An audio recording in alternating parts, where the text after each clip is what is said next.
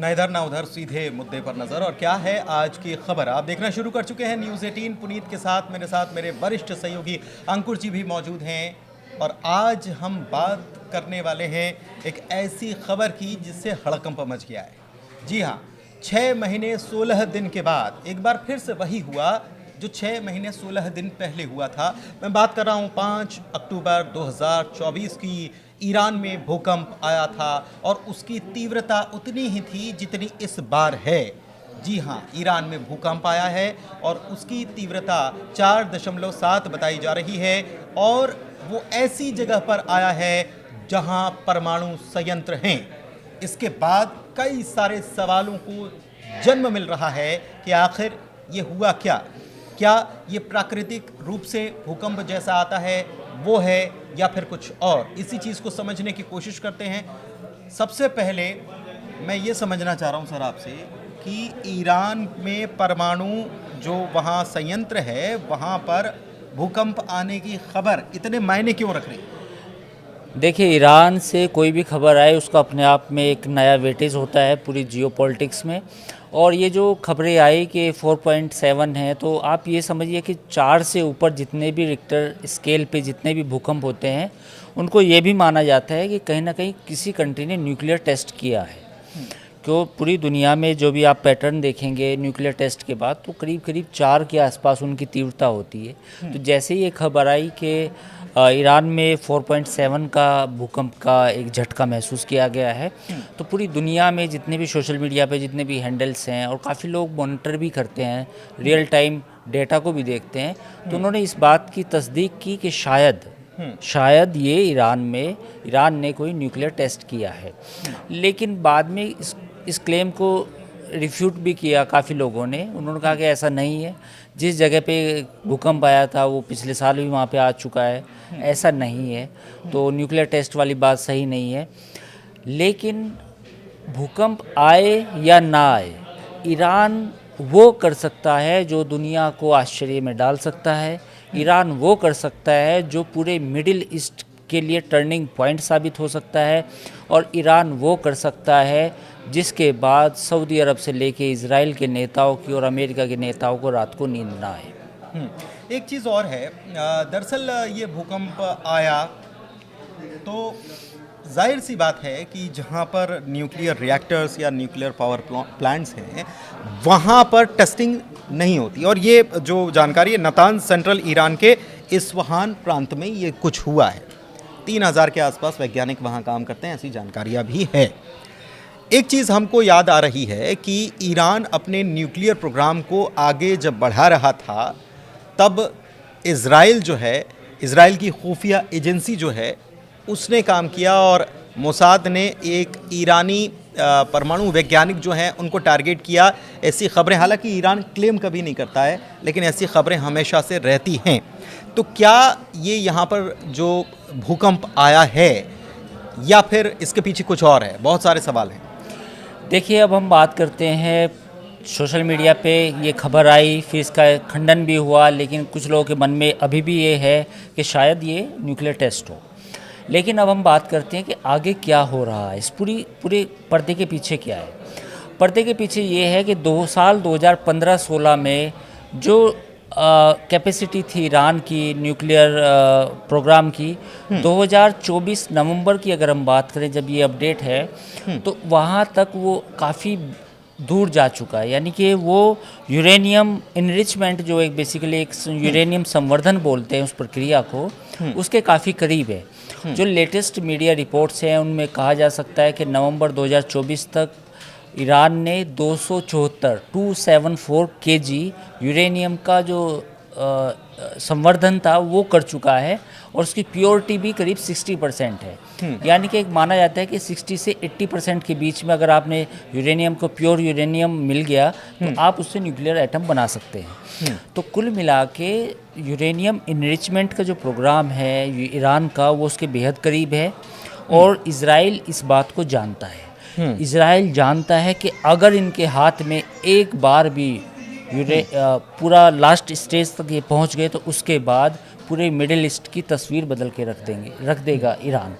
तो यही वजह है कि अगले हफ्ते, यानी कि ये जो इस वीकेंड के बाद, सैटरडे संडे के बाद, इजराइल का एक हाई लेवल डेलीगेशन यूएस जा रहा है। वो वाइट हाउस में मिलेगा और वाइट हाउस के अधिकारियों के साथ डिस्कस करने वाला है कि ईरान के न्यूक्लियर प्रोग्राम का क्या करना है। मैं आज भी इस बात को जोर दे के कहना चाहूँगा पुनीत आपके साथ कि इजराइल के रडार पे ये चीज़ें हैं कि ईरान को न्यूक्लियर पावर बनने से रोका जाए और इसके लिए अगले 1 या 2 महीने में कुछ बड़ा धमाका हो सकता है। ये इसको क्या हम कैसे समझें कि एक तरफ यमन के हूथी रिबल्स जो हैं उनके ऊपर लगातार अमेरिका अटैक शुरू कर देता है अचानक से और कहता है कि भाई रेड सी में जो कुछ हो रहा है हमको बहुत नुकसान हुआ और इसकी वजह ये है इनके ऊपर अटैक कर रहे हैं। दूसरी तरफ हमास के साथ सीज़ फायर टूट जाता है और इजराइल गाज़ा में घुस जाता है और फिर से हमला शुरू कर देता है। हमास की तरफ से भी जवाबी कार्रवाई हो रही है और इसी के बीच ये सब कुछ हो रहा है। इस बीच ये ईरान से ये खबर निकलकर सामने आना ये क्या बता रहा है? देखिए, बिल्कुल सही पुनीत, आपका जो विश्लेषण है बिल्कुल सही है। अगर मैं आपकी इन सारी बातों को आपस में इंटरकनेक्ट करूं तो आप ये समझिए कि अगले 2-3 महीने में पूरे मिडिल ईस्ट में कुछ ना कुछ एक्शन आपको देखने को मिलेगा। हुतीज़ ने यूएस कैरियर पे मिसाइल दागी तो अमेरिका ने वहाँ पे अटैक करने शुरू किए। अब ईरान अगर कुछ गड़बड़ करेगा, न्यूक्लियर टेस्ट करने की कोशिश करेगा या कुछ उसमें एडवांसमेंट में जाएगा तो इजराइल चुप नहीं बैठेगा और इजराइल चुप नहीं बैठेगा तो अमेरिका को भी एक्शन में आना होगा। नंबर 2, तीसरा, हमास ने अभी भी जितने भी बंधक थे उनको रिहा नहीं किया, तो जो हमास की जो लड़ाई है इजराइल की वो अभी जारी है। परसों एयर स्ट्राइक हुई, उसके बाद 5-6 टॉप टेररिस्ट भी मारे गए। लेकिन गाज़ा इतना डेंसली पॉपुलेटेड एरिया है पूरी दुनिया का, I think it's one of the largest biggest densely populated area in the world. Gaza में जब इजराइल बम मारेगा तो वहाँ पे लोग मरेंगे पूरी दुनिया में। फिर से ये सवाल उठेगा कि इजराइल निहत्थे लोगों पे हमला कर रहा है। दूसरी तरफ इजराइल का कहना ये होगा कि ये मेरे टारगेट्स हैं, मुझे अपना बंधक छुड़ाने हैं। तो कुल मिला के अगले 1 या 2 महीने फिर से वो वोलेटाइल रहने वाले हैं जो 2024 के लास्ट में आपने अक्टूबर तक देखे थे।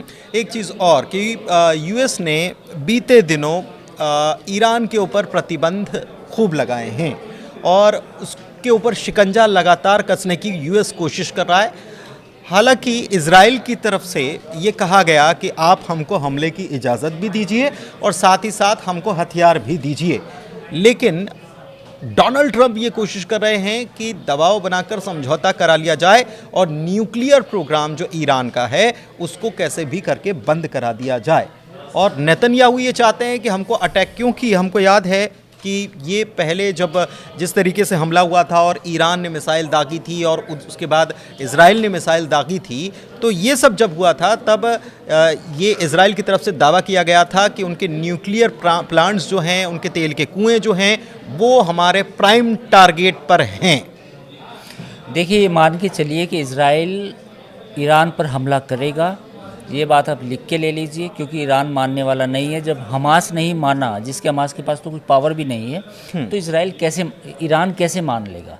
तो अगले 1 महीने में या 1 महीने के बाद इजराइल और अमेरिका मिलकर ईरान की जो न्यूक्लियर साइट्स है उन पे हमला कर सकता है। इस बात के अब पूरे इम्कान है, इस बात की पूरी उम्मीद है। रीज़न क्या है?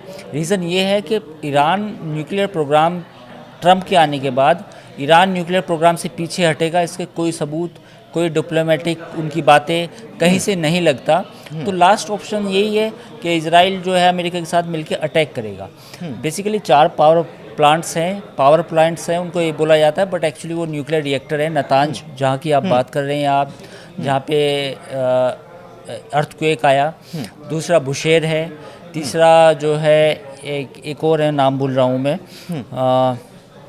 आक्र, और एक और है। बेसिकली 4 न्यूक्लियर प्लांट्स हैं।